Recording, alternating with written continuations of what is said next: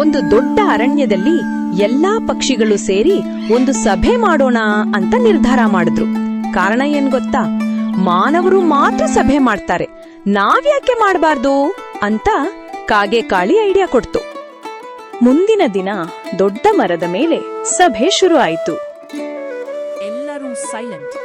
ನಮ್ಮ ಪಕ್ಷಿಗಳ ಸಮಸ್ಯೆಗಳ ಬಗ್ಗೆ ಮಾತಾಡೋಣ. ನನ್ನ ಸಮಸ್ಯೆ ದೊಡ್ಡದು.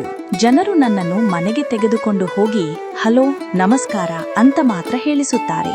ನಾನು ಗಿಳಿ ಅಲ್ವಾ, ರೋಬೋಟ್ ಅಲ್ಲ. ಇದನ್ನು ಕೇಳಿ ಎಲ್ಲಾ ಪಕ್ಷಿಗಳು ನಕ್ಕವು.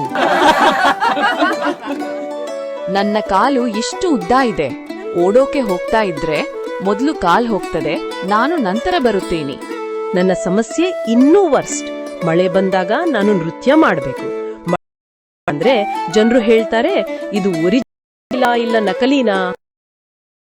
ಅಷ್ಟರಲ್ಲಿ ಏಕಾಏಕಿ ಕೆಳಗಿಂದ ಒಂದು ಹುಡುಗ ಕಲ್ಲು ಎಸೆದ. ಎಲ್ಲ ಪಕ್ಷಿಗಳು ಒಂದೇ ಸಾರಿ ಓಡಿ ಅಂತ ಹಾರಿ ಹೋದವು. ಸಭೆ 5 ನಿಮಿಷದಲ್ಲೇ ಮುಗಿತು. ಸಭೆ ಮಾಡೋದು ಸುಲಭ, ಆದ್ರೆ ಓಡೋಕೆ ರೆಡಿ ಇರ್ಬೇಕು.